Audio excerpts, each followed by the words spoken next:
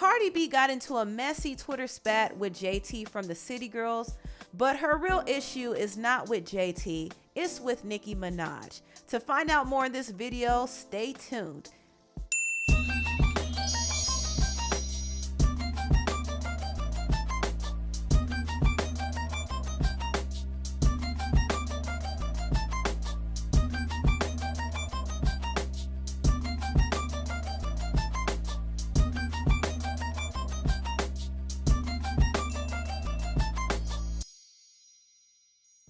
Hello everybody, welcome to the Empressive channel.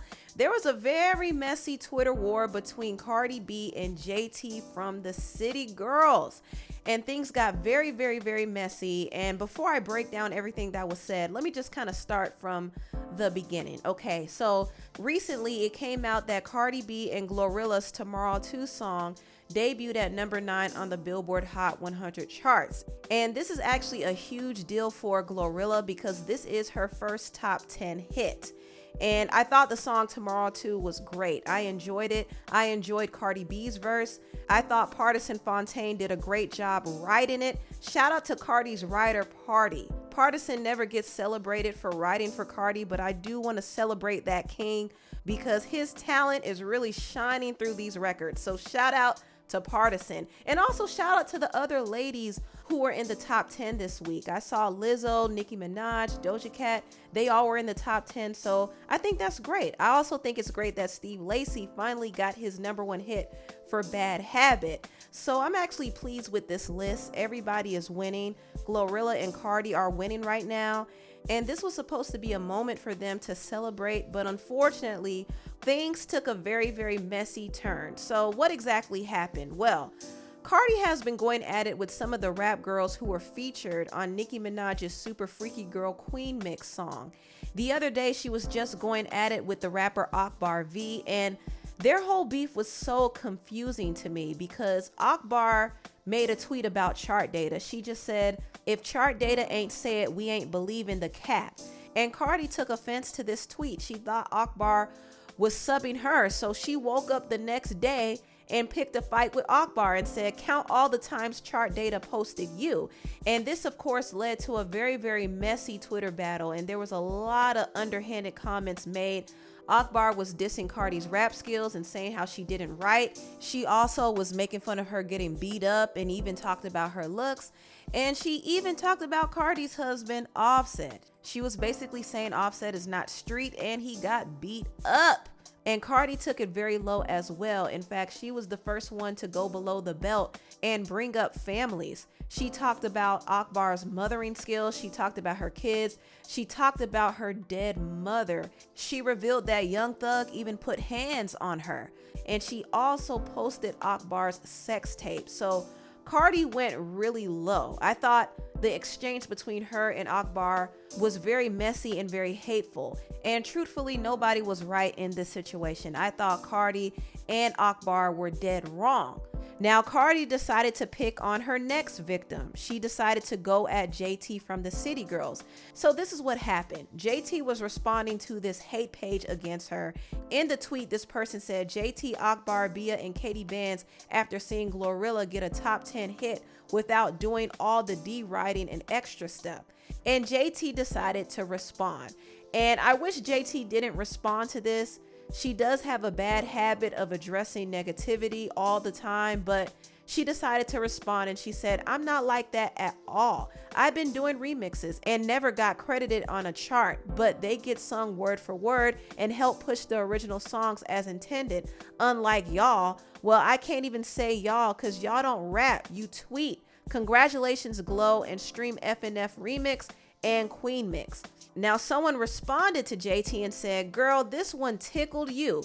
Not congrats, Glow. You know you can't mention Cardi or your massa will get the whip." And JT said, "Nah, actually the tweet was too long. Plus Cardi been having top 10s. I've been congratulating her for years. This is Glow's first one. I've been ignoring y'all, but y'all are hella annoying. Move around and get off my D. Thank you." So JT tried to shut the narrative down that she had an issue with Cardi because the last thing she wanted was for Cardi to come at her. Well, this didn't stop Cardi from coming at her. Cardi called her a lapdog. And she also said, go fetch. And of course, this set JT off. She said, Cardi, you go fetch a real talent. We DM it. Why you come back out here to put on a show for these kids? And she also called Cardi a wiener dog and said, I hope you don't think you know bully. And Cardi responded and said, so wait, me and you talking in the DM woman to woman, but you take it to your timeline and throw shots calling me a bully and a wiener? Why you playing dumb? And you talking about talent? Ha! You forgot P tried to put me on with your rider. Ooh wee. JT said that was before you replied and said you was talking about me. So tell the world why you said I'm a lapdog, Cardi. No, you wanted ours written for our hooks, for our sound, because you clearly have none. Ask any writer. I write my own stuff. You know this. Now, JT is telling the truth. JT does write her own verses. However, her group member Young Miami gets her verses written by somebody else. The head of their label named P. Thomas actually has writers for the group. They write Young Miami's verses and the hooks, but JT writes her own verses. I just wanted to clarify that, but back to the topic. Cardi said, I definitely didn't. P wanted to put me into your writers because y'all numbers make him pennies. My talent speaks for itself though. And Cardi posted the City Girls YouTube stats, and the City Girls highest viewed video is the one that features Cardi B. So she was flexing on them a little bit and reminding them that she helped them get one of their biggest hits and their highest rated video. And JT responded and said, Cardi, please, I'm not impressed. I don't care. I'm not about to beef with you about YouTube. Girl is crazy. And Cardi said, didn't I hit you back in the DM 20 minutes ago?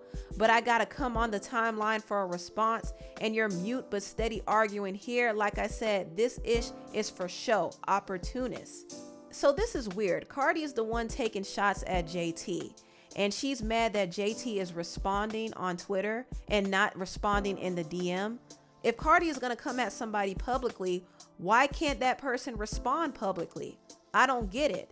JT responded and said maybe both are timing off, but how am I an opportunist? You call me a lapdog for no effing reason. Makes sense. I think she meant make it make sense.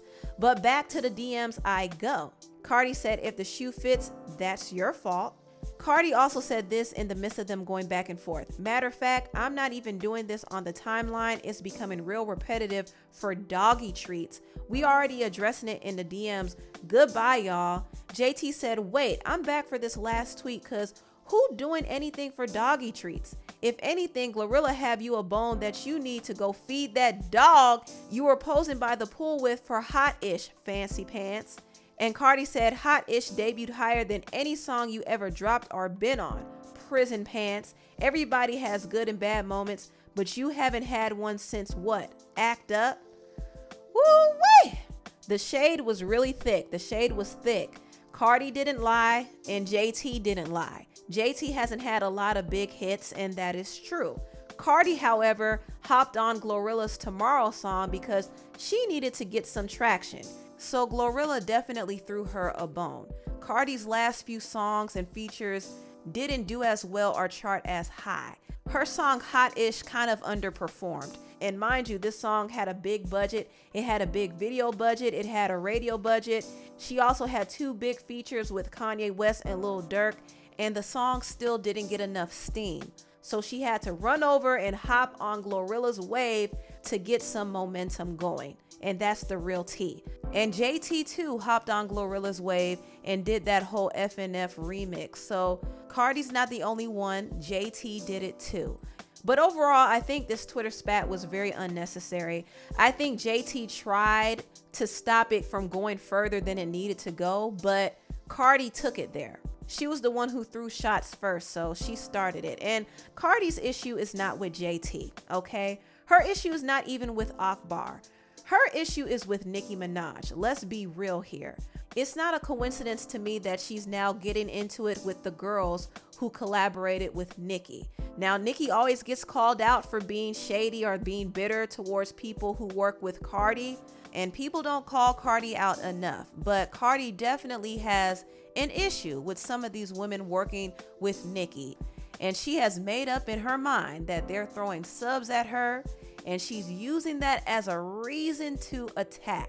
And Nicki Minaj knows this. She knows this very well. And when she saw Cardi going at JT for no reason at all, Nicki posted JT's picture on her Twitter profile. Now, a lot of people thought that Nicki was being messy and she was the one instigating this whole feud. But JT said that Nicki had nothing to do with it. When somebody said, Nicki put you up to this, she said, no, no, no, no again. See, y'all want to know so bad and be wrong. I don't gossip with her about nobody. All this is because of fan pages. So Nicki is not behind this, and I don't think she's obligated to insert herself in this whole mess because this is not her fight. But the reason why she's chiming in is because she knows a lot of Cardi's resentment is towards her, not JT. And she wanted to show some solidarity with JT in that moment. Now, when Cardi saw Nicki put JT's picture in her Twitter profile, Cardi put Remy Ma's picture in her Twitter profile. So Cardi was using Remy to taunt Nicki. Remy has beefed with Nicki in the past. She dropped that Shether diss record. So Cardi knows that posting Remy will irritate Nicki. She knows it. But Nicki responded and changed her Twitter pic again. And this time she posted her Nicki sign. And in it, you see her holding up a pen. So basically, she's telling Cardi to stop tweeting and write some raps. See, Nicki might have a little bit of respect for Cardi if she actually wrote something instead of arguing all day long. She doesn't like Remy, but guess what? She respects Remy because she at least pushes her pen. And she gave her props for that Shether record, not because she liked it, but because she respected the fact that she handled the situation like a real rapper would. You know, with Remy, she handled it. She did her thing on wax, right? Mm-hmm. And I always have to speak the truth. Whether or not, however things went down, I have to speak the truth on that. You feel a certain way, you're a rapper. Deal with it that way and rap. So even if Nicki doesn't like a person, she'll still have a little bit of respect for them if they actually rap and push their pen. She doesn't respect Cardi at all because Cardi doesn't write, she recites. So Nicki, being a true rapper, just doesn't respect somebody like a Cardi B. And she never will truly respect her.